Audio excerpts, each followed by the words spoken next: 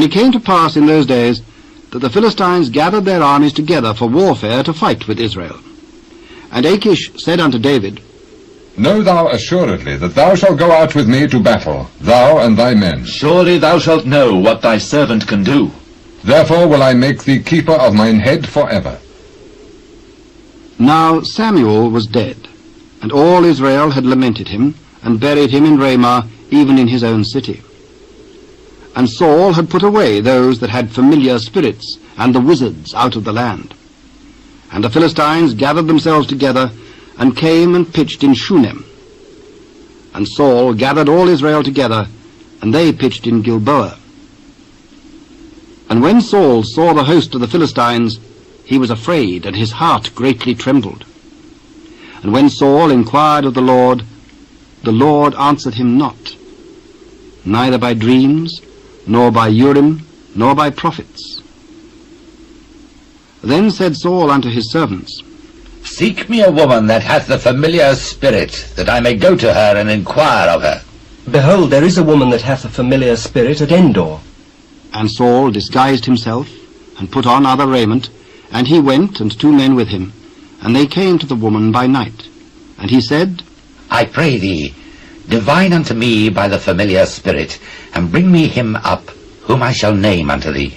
Behold, thou knowest what Saul hath done, how he hath cut off those that have familiar spirits, and the wizards out of the land. Wherefore then layest thou a snare for my life, to cause me to die? As the Lord liveth, there shall no punishment happen to thee for this thing. Whom shall I bring up unto thee? Bring me up Samuel.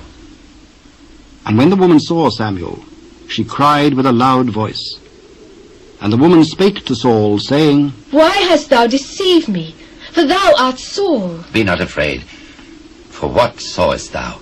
I saw gods ascending out of the earth. What form is he of? An old man cometh up, and he is covered with a mantle. And Saul perceived that it was Samuel. And he stooped with his face to the ground, and bowed himself. And Samuel said to Saul, Why hast thou disquieted me, to bring me up?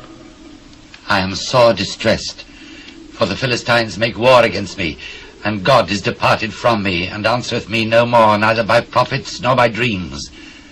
Therefore I have called thee, that thou mayest make known unto me what I shall do. Wherefore then dost thou ask of me, seeing the Lord is departed from thee, and is become thine enemy? And the Lord hath done to him as he spake by me. For the Lord hath rent the kingdom out of thine hand, and given it to thy neighbour, even to David, because thou obeyest not the voice of the Lord, nor executest his fierce wrath upon Amalek. Therefore hath the Lord done this thing unto thee this day.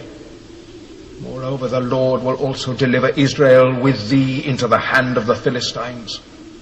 And tomorrow shalt thou and thy sons be with me.